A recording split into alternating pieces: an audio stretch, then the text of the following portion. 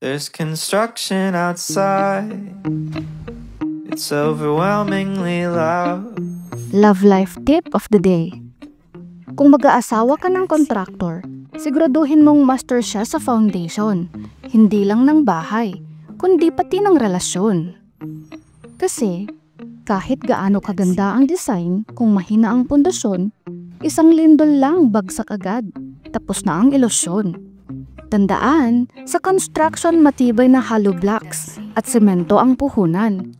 Sa relasyon naman, tiwala, respeto at consistency ang kailangan. Ano ang silbi ng mansyon kung puro crack ang dingding? Ano ang silbi ng sweet words kung trust naman ang missing? Kaya kung pipili ka ng jowa, huwag lang yung marunong sa plano. Hanapin mo yung marunong tumayo, hindi lang ng bahay, kundi ng future nyo.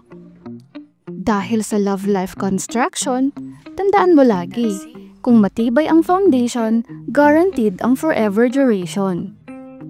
At kung may delay man sa project o sa proposal, ang mahalaga tuloy-tuloy at hindi ghost project ang relasyon.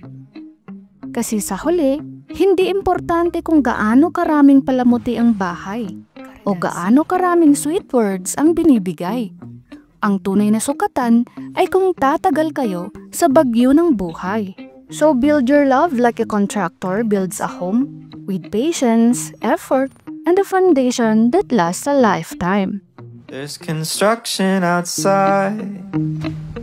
It's overwhelmingly loud.